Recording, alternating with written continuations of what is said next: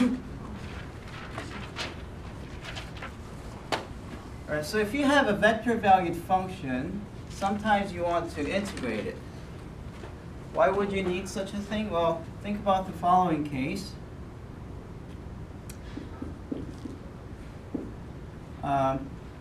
Suppose a particle is moving with the velocity Vt equals to 3 cosine 2t I plus 5t j plus 3 sine 2t.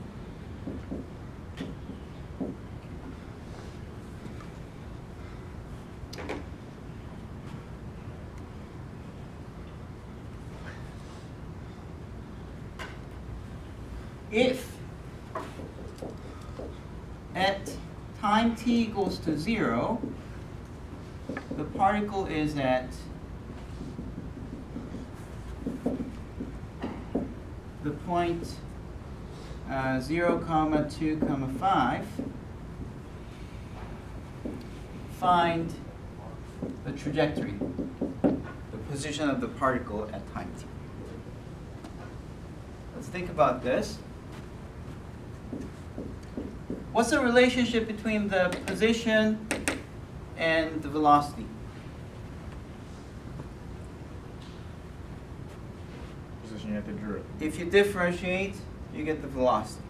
So therefore, if you want to get the position from the velocity, what do you have to do? You have to integrate. Okay.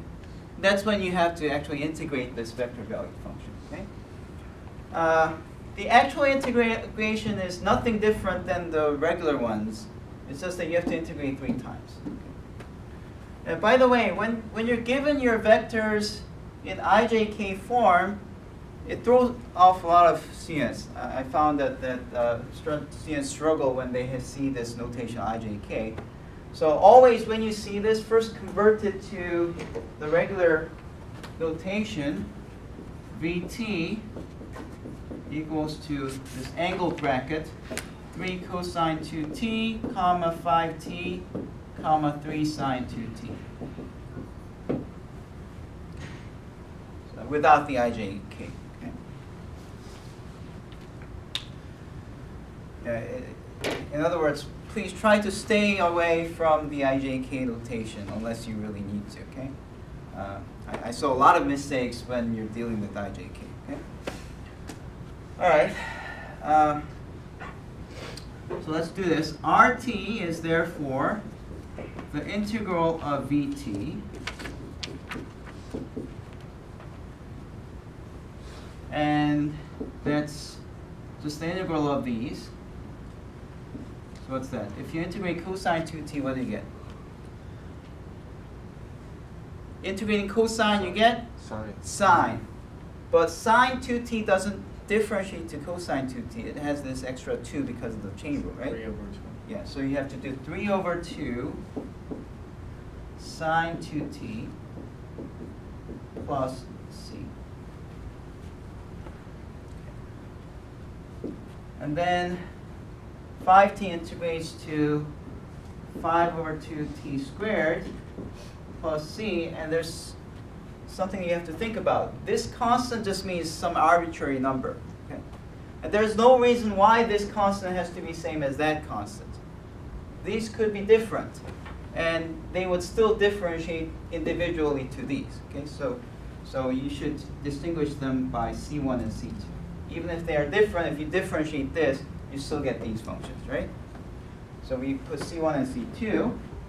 And then if you integrate 3 sine 2t, what do you get? Negative 3 over 2 cosine 2t plus C3.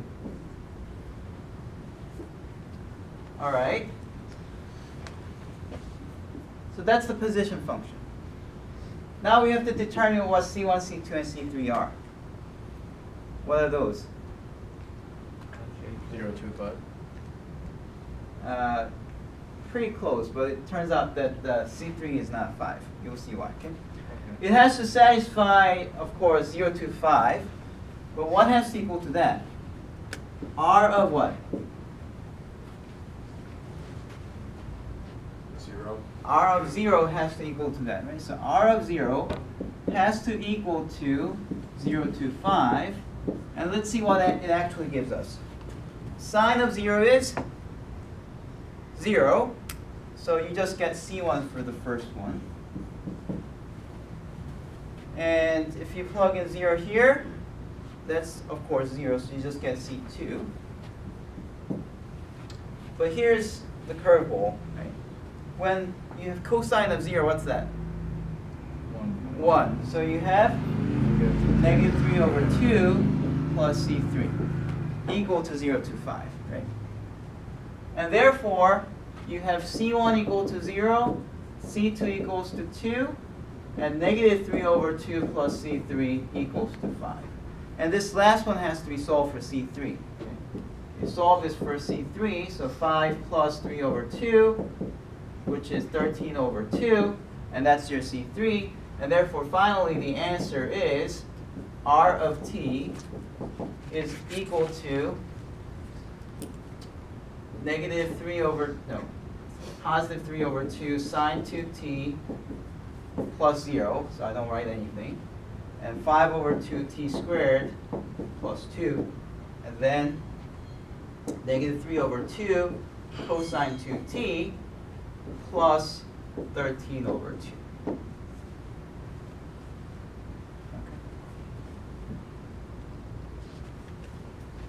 Do you have any questions?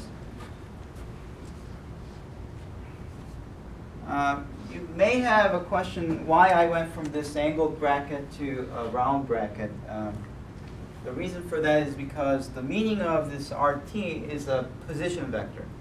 Position vector is a vector which gives you the position of a moving particle by placing the vector's initial point at the origin. So you can identify a vector with a point when you do that. Okay, so in that case, for position vectors, you can identify a vector with a point, the endpoint of that vector. So that's what I did.